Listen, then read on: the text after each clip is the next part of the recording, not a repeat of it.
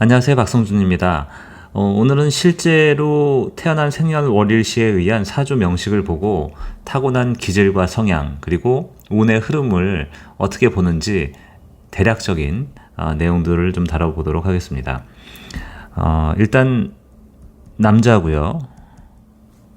2017년 1월 14일 양력, 음력으로는 2016년 12월 17일 오전 6시 30분에 태어난 아이의 사주 명식을 보고 얘기를 나눠보겠습니다. 2017년도는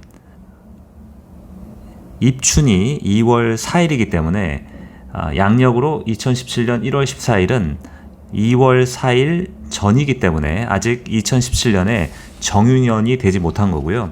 그 전년도 2016년에 병신년이 연주가 됩니다. 그래서 병신년, 신축월, 신축일, 신묘시가 되고요. 대운은 7대운입니다. 그래서 7세, 17세, 27세, 37세, 47, 57, 67, 77, 87, 97 이렇게 적어보고 양년에 태어난 양의 해에 태어난 남자이기 때문에 월쥐를 기준으로 순행에서 들어갑니다. 신, 갑을병정, 무기경, 신, 임, 개 이렇게 흘러가겠죠. 그리고 자축, 임묘, 진사오미, 그래서 임목이 됩니다. 그래서 대운이 임인, 계묘, 갑진, 을사, 병호, 정미, 무신, 기유, 경술, 신해 이렇게 대운이 되고요. 이것은 대운은 양의 연도에 태어난 남자이기 때문에 순행에서 올라간다. 그래서 갑을병정, 무기경신, 임계, 갑을병정, 무기경신 이렇게 흘러가는 거고요. 자축, 임묘, 진사오미, 신유, 술해 이렇게 흘러갑니다. 그래서 이 아이의 대운은 7세, 17세, 27세, 37세, 47세 이렇게 10년에 한 번씩 대운의 운의 환경이 달라진다고 볼 수 있고요. 위의 천간과 아래의 지지를 기준으로 바뀌니까 이 바뀌는 연도는 5를 더한 12세가 되겠죠. 12세, 22세, 32세, 42세, 52세, 62세, 72세, 82세, 92세, 102세 이렇게 바뀌게 되는데 보면 계절이 있습니다. 지지에는 계절이 있죠. 임묘진, 봄, 사오미, 여름, 신유술, 가을, 해자축, 겨울 이렇게 흘러가기 때문에 지지의 영향도 조금 더 받는다고 볼 수 있고 대운의 흐름이 천간에서 들어오느냐 지지에서 오느냐에 따라서 좀 달라진다고 볼 수 있어요. 우선 이 아이의 심리적인 성향을 좀 알아보도록 하겠습니다. 신축일에 태어났죠. 천간에 날짜의 첫 번째 글자인 천간을 일간이라고 얘기합니다. 일간. 자기 자신이라고도 얘기를 하게 되고 흔히 십성이라는 타고난 10가지 기준을 나눌 때 이제 기준이 되는 것이 오행이 일간이라고 볼 수 있습니다. 그러니까 신금은 마이너스 금의 기운을 가지고 있죠. 그래서 이 주변과의 관계를 보고 십성이라고 하는 성향이 드러나는데 좀 쉽게 알아보기 위해서 옆에다가 오행을 그리고 음양을 다 적어보도록 하겠습니다. 병화는 양의 화고요. 신금은 양의 금입니다. 그리고 천간에 있는 이 신금은 음의 금이고요. 그리고 축토는 음의 토고, 신금은 음의 금이고, 축토는 음의 토고요. 신금은 음의 금이고, 묘목은 음의 목입니다. 그래서 이것들을 가지고 태어난 날짜의 첫 번째 글자인 일간을 기준으로 이렇게 관계들을 보게 돼요. 관계. 그래서 사주팔자에 8개, 하나, 둘, 셋, 넷, 다여, 일곱, 여덟. 8개의 글자가 있어서 팔자고, 연주, 월주, 일주, 시주라는 4개의 기둥이 있어서 사주라고 얘기합니다. 이 사주팔자에서 일단 이 관계를 한번 보도록 하겠습니다. 마이너스 금의 기운이 플러스 불의 기운을 바라볼 때는 나를 불이 극하게 되죠. 극하는데 음양이 다르게 극하니까 이것을 이제 정관이라고 얘기합니다. 신금은 금과 금 같은데 음양이 다르게 갔죠. 이것은 겁재라고 얘기를 해요. 마찬가지로 천간의 신금은 마이너스 금인데 음양이 같으면서 금의 기운으로 갔죠. 이거는 비견이라고 얘기합니다. 그리고 축토는 금의 입장에서 봤을 때는 토생금, 금의 기운을 생해주는데 음양이 같게 생하기 때문에 편인이라고 얘기를 해요. 마찬가지로 이 축토도 편인이 되죠. 묘목은 금의 입장에서 내가 극하는 거죠. 금극목, 도끼로 나무를 찍는 거죠. 음양이 같게 극하고 있기 때문에 편재라고 얘기를 합니다. 그리고 이 신금은 마이너스금, 마이너스금이 마이너스금을 바라보는 똑같기 때문에 비견이라고 얘기하죠. 이 십성의 성향을 보고 대략적인 아이의 기질을 조금 판단해 볼 수가 있는 건데요. 편인이라고 하는 성향을 보면 편인이 축토가 이렇게 2개가 들어와 있습니다. 편인.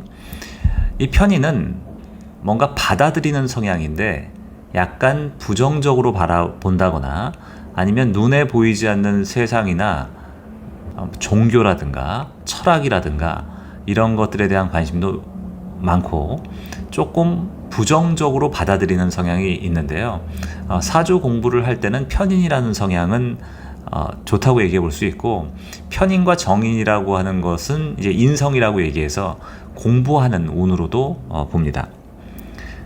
이 편인의 성향이 이 아이에게 적극적으로 영향을 미치고 있을 테고, 또 지장간이라는 것들을 좀 알아볼 필요가 있는데, 지장간은 이 지지 아래에 있는 천간이라고 보시면 됩니다. 축토 아래, 일지 정도 보시면 될 것 같은데, 축토 아래 지장간은 개, 신, 기 이렇게 있는데요.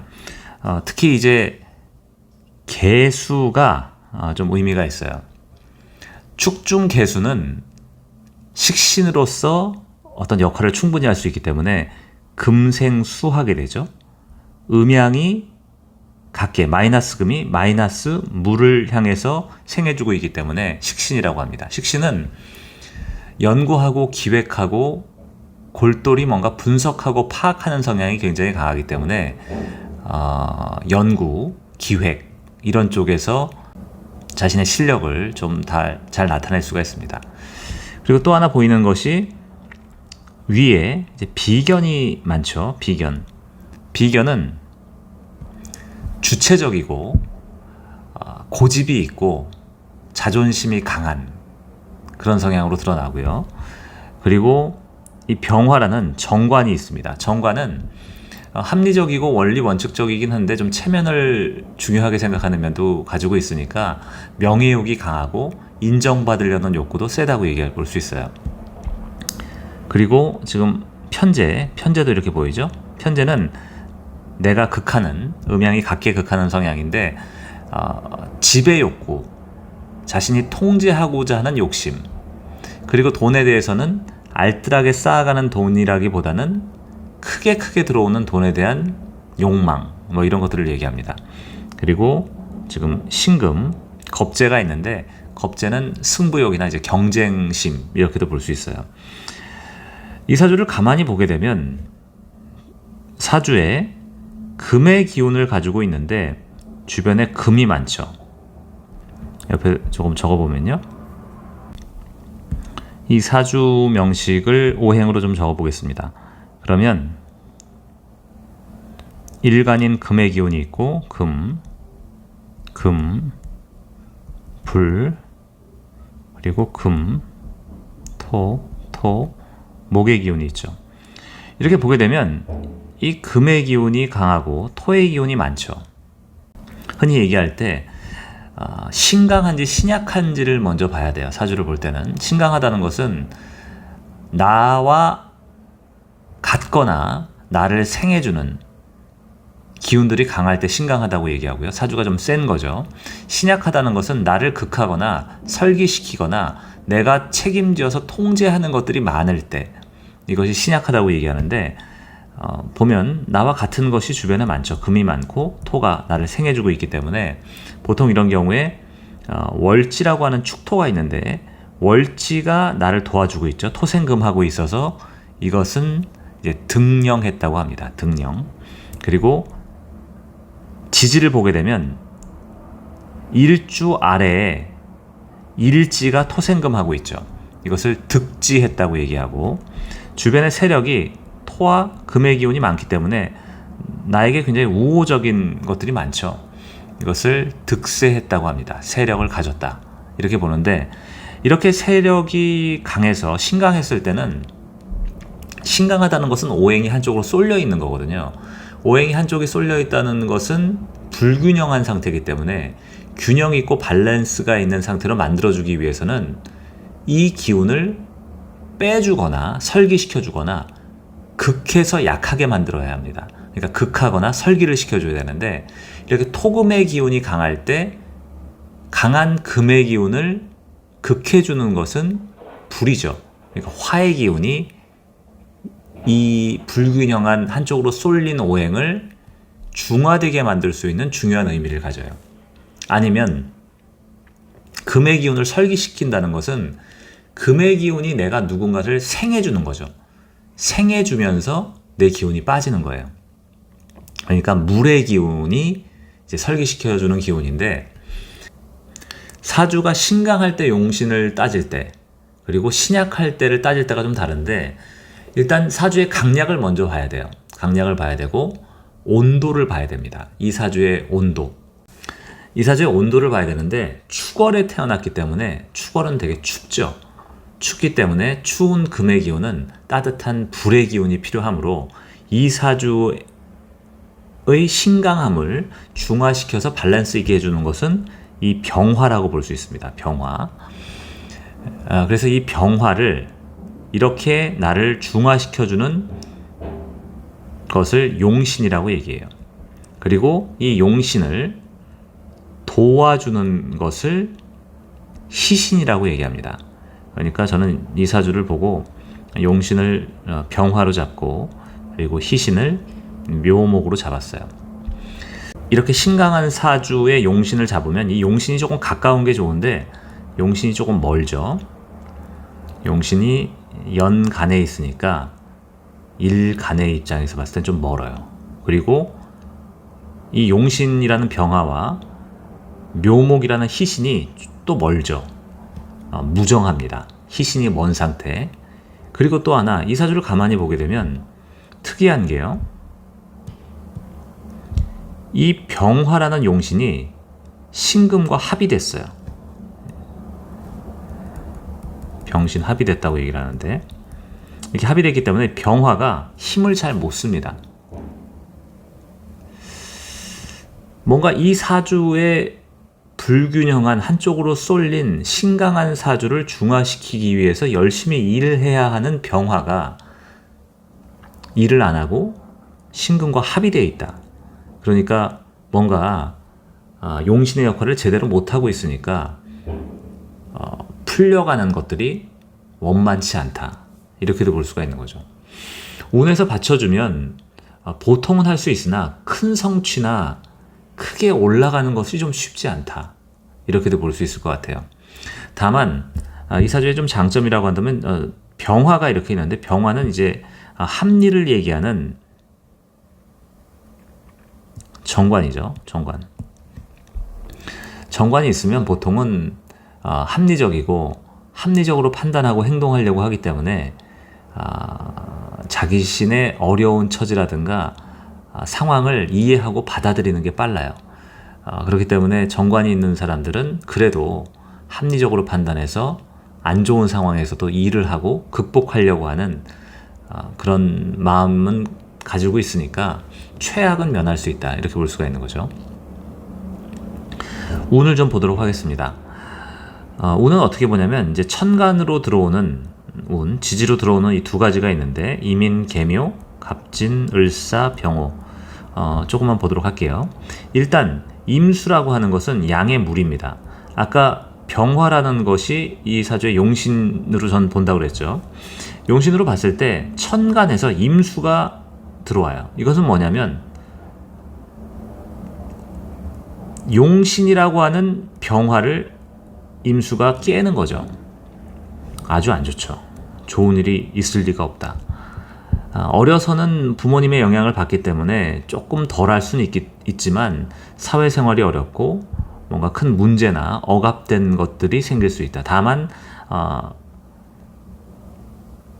어리기 때문에 그래도 사회활동을 왕성하게 하는 나이에 비해서는 좀 괜찮다고 볼 수 있을 것 같고요.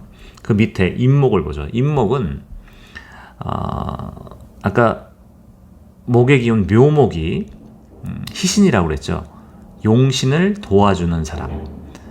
이 사주의 전체적인 불균형을 해소하기 위해서 열심히 일하는 병화를 도와서 같이 일해주는 파트너, 좋은 친구라고 볼 수 있는데, 이 묘목이라는 목의 기운이 희신인데 이 아래쪽으로 임목이 들어오죠. 임목이 들어오면 어떻게 되냐면, 임목은 어쨌거나 묘목에게 힘을 실어줄 수 있는 희신이기 때문에 일단 좋다고 볼 수 있지만, 사주 원국의 지지 쪽을 보게 되면 병신의 신금이 이 묘목을 쳐요.